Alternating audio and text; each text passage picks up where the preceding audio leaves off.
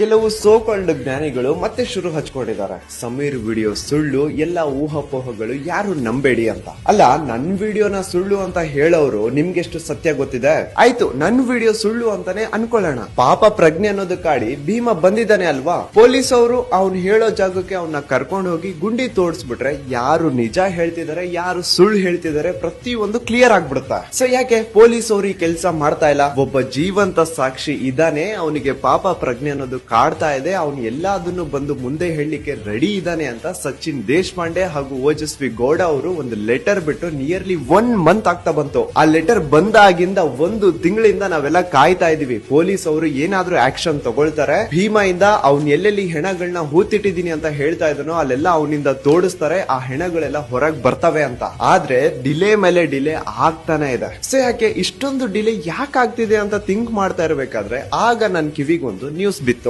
ನಮ್ಮ ಕರ್ನಾಟಕದ home minister Paramesh ಅವ್ರನ್ನ ಈ ನಕಲಿ ದೇವಮಾನವನ ತಮ್ಮ ಸೆಟ್ಟಿಂಗ್ ಸುರೇಂದ್ರ ಹೋಗಿ ಮೀಟ್ ಮಾಡಿದಾನೆ. ಸೆಟ್ಟಿಂಗ್ ಸುರೇಂದ್ರ ಹೋಮ್ ಮಿನಿಸ್ಟರ್ ನ ಯಾಕೆ ಮೀಟ್ ಮಾಡಿರ್ತಾನೆ ಅಂತ ಎಲ್ರಿಗೂ ಗೊತ್ತಿರೋ ವಿಷಯ. ಆದ್ರೆ ಪಾಪ ನಮ್ಮ ಹೋಮ್ ಮಿನಿಸ್ಟರ್ ಅವರಿಗೆ ಸುಳ್ಳು ಹೇಳಲಿಕ್ಕೆ ಬರಲ್ಲ. ಈ ಸೆಟ್ಟಿಂಗ್ ಸುರೇಂದ್ರ ನಿಮ್ಮನ್ನ ಯಾಕೆ ಮೀಟ್ ಮಾಡ್ದ ಅಂತ ಪತ್ರಕರ್ತ ಒಬ್ರು ಪ್ರಶ್ನೆ ಕೇಳಿದಾಗ ಹೋಮ್ ಮಿನಿಸ್ಟರ್ ಅವರು ಏನ್ ಹೇಳ್ತಾರೆ ಅಂದ್ರೆ, ಇಲ್ಲ ಮೆಡಿಕಲ್ ಕಾಲೇಜ್ ಸಂಬಂಧಪಟ್ಟ ಹಾಗೆ ಏನೋ ಒಂದು ವಿಷಯ ಇತ್ತು, ಅದನ್ನ ಮಾತಾಡ್ಲಿಕ್ಕೆ ನನ್ನ ಹತ್ರ ಬಂದಿದ್ರು ಅಂತ ಹೇಳ್ತಾರೆ. ಅಲ್ಲ ಸರ್, ನೀವೇನು ಕರ್ನಾಟಕ ರಾಜ್ಯದ ಹೋಮ್ ಮಿನಿಸ್ಟರ ಅಥವಾ ನಕಲಿ ದೇವಮಾನವನ ಹೋಮ್ ಮಿನಿಸ್ಟರ? ಅಲ್ಲಿ ಒಬ್ಳು ತಾಯಿ ತನ್ನ ಮಗಳು ಕಾಣೆಯಾಗಿ 22 ವರ್ಷಕ್ಕಿಂತ ಜಾಸ್ತಿ ಆಗಿದೆ. ಆ ನಕಲಿ ದೇವಮಾನವ ಅವಳನ್ನ ಜೀವಂತ ಬಿಟ್ಟಿರ್ಲಿಕ್ಕೆ ಚಾನ್ಸೇ ಇಲ್ಲ. ಸೊ ನನಗೆ ನನ್ನ ಮಗಳು ಬೇಡ, ಅಟ್ಲೀಸ್ಟ್ ಅವಳ ಅಸ್ಥಿ ಪಂಜರ ಆದ್ರೂ ಕೊಡಿ, ನಾನು ಅದನ್ನ ಸನಾತನ ಹಿಂದೂ ಧರ್ಮದ ಪ್ರಕಾರ ಅಟ್ಲೀಸ್ಟ್ ಅಂತ್ಯ ಸಂಸ್ಕಾರ ಆದ್ರೂ ಮಾಡ್ಕೋತೀನಿ ಅಂತ SP ಆಫೀಸ್ ಮುಂದೆ ನಿಂತು ಕಣ್ಣೀರ್ ಹಾಕ್ತಾ ಇದ್ದಾಳ. ಇಷ್ಟೆಲ್ಲ ಕಣ್ಣು ಮುಂದೆ ಇದ್ರೂನು, ಒಬ್ಬ ಜೀವಂತ ಸಾಕ್ಷಿ ಬಂದಿದ್ರೂನು ಈ ಸರ್ಕಾರ ಏನು ಮಾಡ್ತಿಲ್ವಲ್ಲ, ಈ ಪೊಲೀಸ್ ಅವರು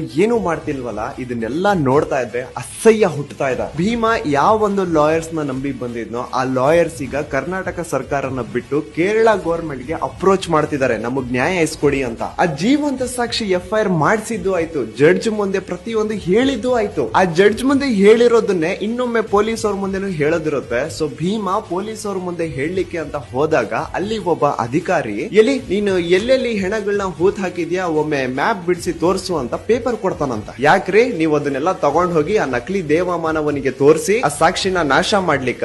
ನಿಮ್ಮ ಈ ಆಟಗಳು ನಡೆಯಲ್ಲ ಈ ಸತಿ. ಸೊ ಎಲ್ಲಾ ಕಣ್ಣು ಮುಂದೆ ನಡೀತಾ ಇದ್ರು ಇನ್ನೂ ಕಣ್ಣು ಮುಚ್ಕೊಂಡು ಕೂತಿರುವಂತಹ ಸರ್ಕಾರಕ್ಕೆ ನಾಚಿಕೆ ಆಗ್ಬೇಕು. ನೀವೆಲ್ರೂ ಇಂಟರ್ನೆಟ್ ಅಲ್ಲಿ ಪ್ರತಿ ಒಂದು ಕಡೆ #shame on ಕರ್ನಾಟಕ ಗವರ್ಮೆಂಟ್ ಅಂತ ಟ್ರೆಂಡ್ ಮಾಡಿ. ಫೇಸ್ಬುಕ್ ಅಲ್ಲಿ, ಟ್ವಿಟರ್ ಅಲ್ಲಿ, ಇನ್ಸ್ಟಾಗ್ರಾಮ್ ಅಲ್ಲಿ, ಯೂಟ್ಯೂಬ್ ಅಲ್ಲಿ ಎಲ್ಲಿ ಓಪನ್ ಮಾಡಿದ್ರು #shame on ಕರ್ನಾಟಕ ಗವರ್ಮೆಂಟ್ ಅನ್ನೋದು ಟ್ರೆಂಡ್ ಆಗ್ಬೇಕು.